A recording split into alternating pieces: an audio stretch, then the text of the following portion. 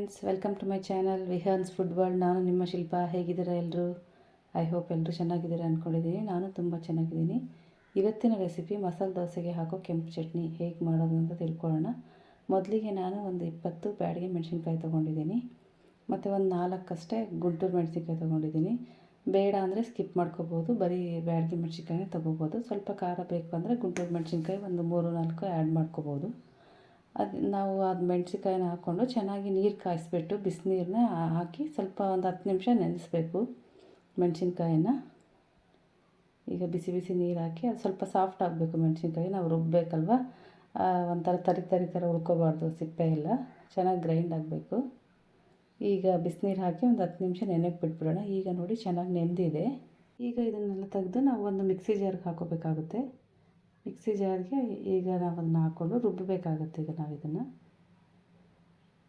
ಇದಕ್ಕೆ ನಾನು 2 ಈರುಳ್ಳಿ ಸೇರಿಸ್ಕೊತಾ ಇದ್ದೀನಿ. ಮೀಡಿಯಮ್ ಸೈಜ್ 2 ಈರುಳ್ಳಿ, ಒಂದು 10-12 ಬೆಳ್ಳುಳ್ಳಿ ಹೆಸಳು, ಒಂದು ಚಿಕ್ಕ ಗೋಲಿ ಗಾತ್ರದಷ್ಟು ಹುಣಸೆಹಣ್ಣು,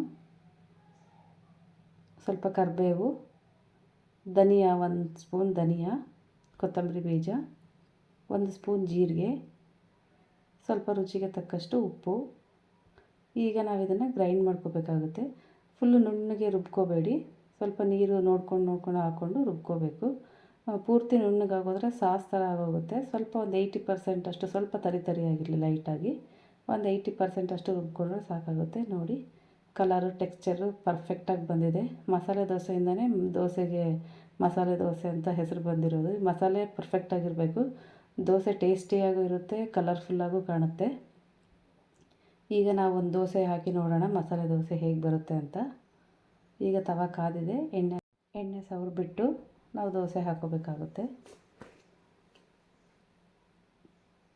ಈಗ ದೋಸೆ ಹಾಕ್ತಾಯಿದ್ದೀನಿ. ತುಂಬ ಟೇಸ್ಟಿಯಾಗಿರುತ್ತೆ, ಫೇಮಸ್ಸು. ಇದು ಆಂಧ್ರ ಕಡೆನೂ ಮಾಡ್ತಾರೆ, ಎರ್ರ ಖಾರಮ್ ಅಂತ ಕರೀತಾರೆ ಆಂಧ್ರ ಕಡೆ. ಅವರು ಈರುಳ್ಳಿ ಹಾಕಲ್ಲ, ಒಬ್ಬೊಬ್ಬರು ಒಂದೊಂದು ಥರ ಮಾಡ್ತಾರೆ, ಸ್ವಲ್ಪ ಚೇಂಜಸ್ ಮಾಡಿದ್ದಾರೆ ಒಂದೊಂದು ಕಡೆ. ಆದರೆ ಇದು ಮೈಸೂರಲ್ಲಿ ಮಾಡೋ ಮಸಾಲೆ ದೋಸೆ ಫೇಮಸ್ ಅಲ್ವಾ, ಆ ಥರ ಕೆಂಪು ಚಟ್ನಿ ಇದು ಮಸಾಲೆ ದೋಸೆಗೆ ಹಾಕೋದು. ತುಂಬ ಟೇಸ್ಟಿಯಾಗಿರುತ್ತೆ.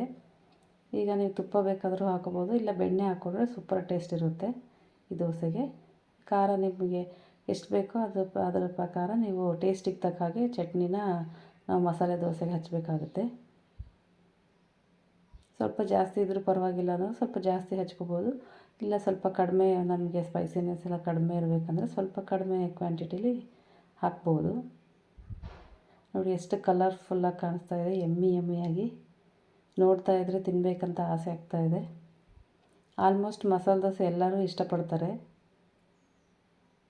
ಇದು ಪರ್ಫೆಕ್ಟ್ ಮೈಸೂರು ಮಸಾಲೆ ದೋಸೆ ಶೈಲಿಯ ಮಸಾಲೆ ದೋಸೆ ಕೆಂಪು ಚಟ್ನಿ. ಎಲ್ಲರೂ ಒಂದ್ಸರಿ ಟ್ರೈ ಮಾಡಿ, ಹೇಗೆ ಬಂತಂತ ಕಮೆಂಟ್ ಮಾಡಿ. ಇವತ್ತಂತೂ ತುಂಬ ಟೇಸ್ಟಿಯಾಗಿ ಪರ್ಫೆಕ್ಟಾಗಿ ಮೈಸೂರು ಶೈಲಿಯ ಮಸಾಲೆ ದೋಸೆ ಸೂಪರಾಗಿ ಬಂದಿದೆ ನಮ್ಮ ಮನೇಲಿ. ನೀವು ಎಲ್ಲರೂ ಒಂದ್ಸರಿ ತಪ್ಪದೆ ಟ್ರೈ ಮಾಡಿ, ಹೇಗೆ ಬಂತಂದರೆ ದಯವಿಟ್ಟು ನನಗೆ ತಿಳಿಸಿ. ಎಲ್ಲರೂ ನನ್ನ ಚಾನಲ್ ಲೈಕ್ ಮಾಡಿ, ಶೇರ್ ಮಾಡಿ, ಸಬ್ಸ್ಕ್ರೈಬ್ ಮಾಡಿ, ಫ್ರೆಂಡ್ಸ್ ಆ್ಯಂಡ್ ಫ್ಯಾಮಿಲಿಗೆ ಸಜೆಸ್ಟ್ ಮಾಡಿ. ಎಲ್ಲರೂ ನನಗೆ ಸಪೋರ್ಟ್ ಮಾಡಬೇಕಂತ ಎಲ್ಲರ ಹತ್ರ ಕೇಳ್ಕೊತಾ ಇದ್ದೀನಿ. ಇನ್ನೂ ಹೆಚ್ಚು ಹೊಸ ರೆಸಿಪೀಸು ನಿಮ್ಮ ಮುಂದೆ ತೊಗೊಂಡು ಬರ್ತೀನಿ. ದಯವಿಟ್ಟು ನಿಮ್ಮೆಲ್ಲರ ಆಶೀರ್ವಾದ ನಮ್ಮ ಮೇಲೆ ಇರಲಿ. ನಮ್ಮನ್ನೆಲ್ಲ ಬೆಳೆಸಬೇಕು ನೀವೇ. ಈಗ ಆಲೂಗಡ್ಡೆ ಪಲ್ಯ ಹಾಕ್ತಾಯಿದ್ದೀನಿ. ನಾವು ಉರಿನ ಮೀಡಿಯಮ್ ಫ್ಲೇಮಲ್ಲಿ ಇಟ್ಕೊಂಡು ಚೆನ್ನಾಗಿ ಕ್ರಿಸ್ಪಿ ಆಗೋವರೆಗೂ ಬೇಯಿಸಬೇಕಾಗುತ್ತೆ. ಒಂದೇ ಸೈಡ್ ಬೇಯಿಸಬೇಕು. ಮೊದಲು ಚೆನ್ನಾಗಿ ಚೆನ್ನಾಗಿ ಕಾದಿರಬೇಕು.